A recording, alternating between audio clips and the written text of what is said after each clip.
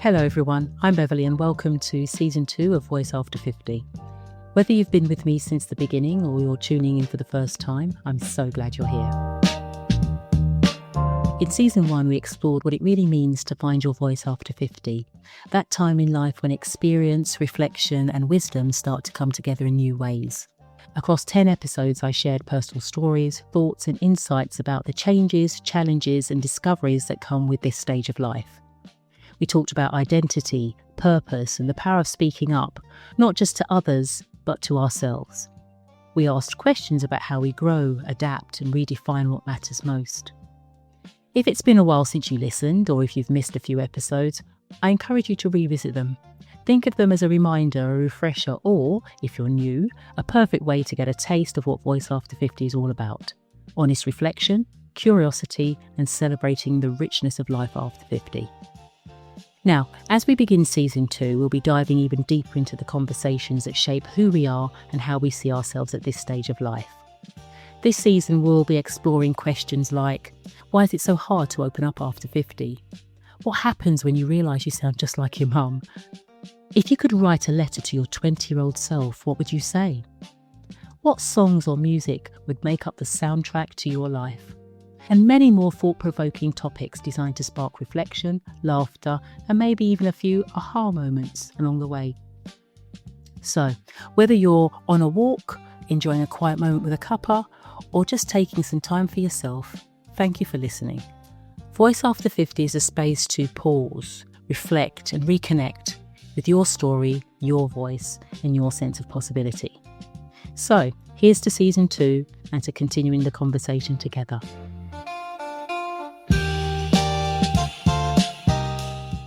Season 2, Episode 1, Why is it still so hard to open up after 50? Hello, I'm Beverley and welcome back to Voice After 50, a podcast about life, change and connection in our second act. I want to start today with a question. Do you find it difficult to open up to people? Because I do. Not always, but often enough for it to be noticeable even to others. In fact, just recently a friend of mine said to me, and they said it kindly, not critically, you know, you never really share much about what you need. You listen, you support, but I don't actually know what's going on for you.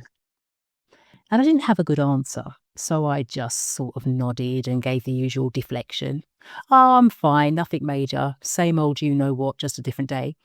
But of course, they didn't know what, hence their comment. But the comment stuck with me because they were right. And this got me to thinking, why is it so hard to open up, especially now at this stage of life?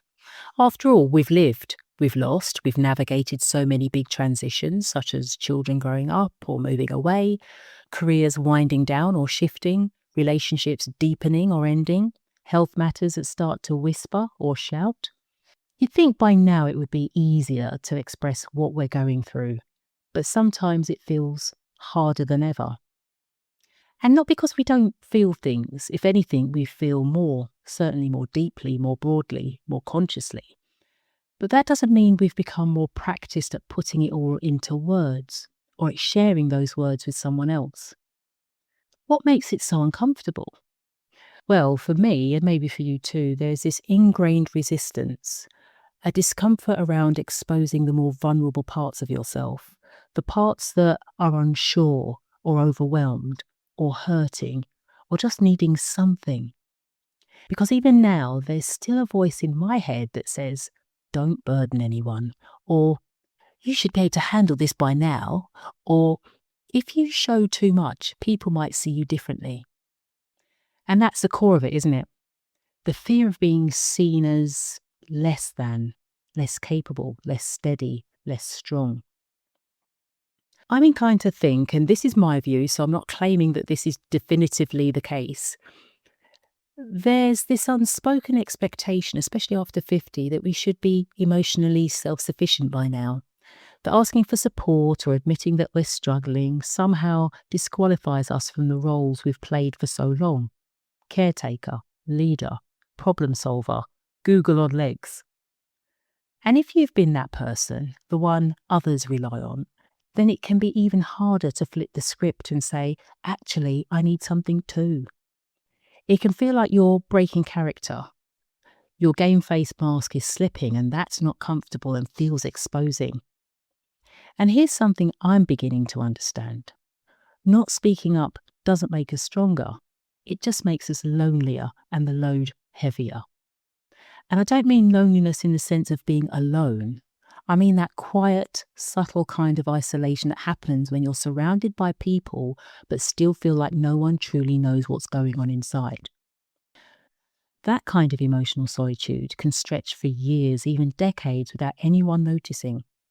And after a while, you can sit in that space for so long that almost by default, you'll deflect any conversation or question that is directed at asking how you really are.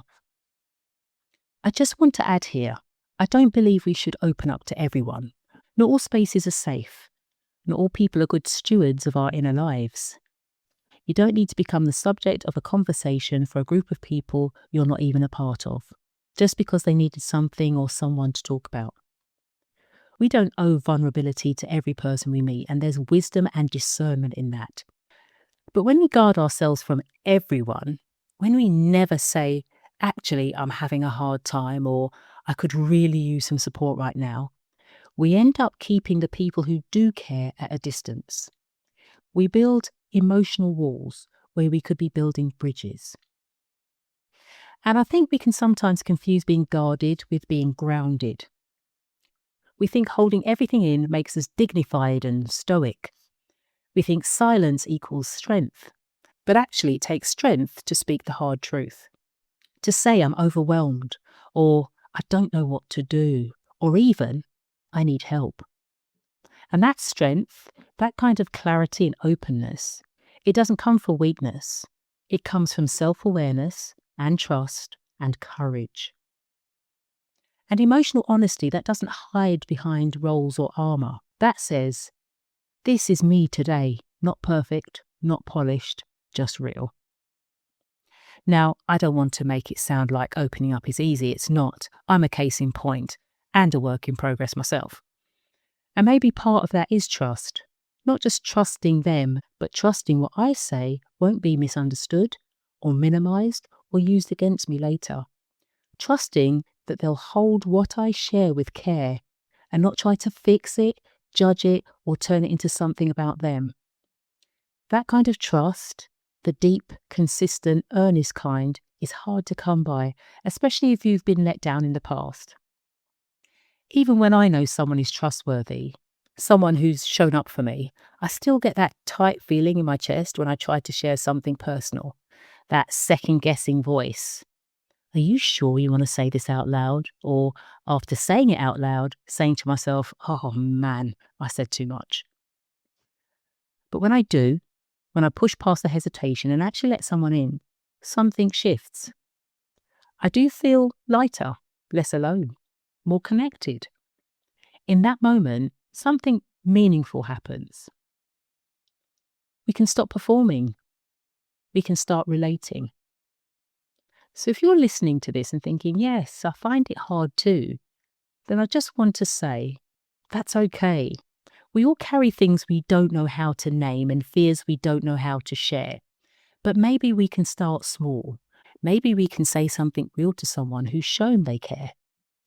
Maybe we can open a little window, even if the door feels too heavy right now. Maybe we can practice being open with discretion, discernment, and courage. Because this isn't about spilling our soul to anyone who asks how you're doing. It's about letting the right people in bit by bit. And if you're someone who supports others, who listens, who holds space, please remember that you deserve that kind of care in return. You're allowed to have needs too, and expressing them doesn't diminish you. It expands your capacity for connection.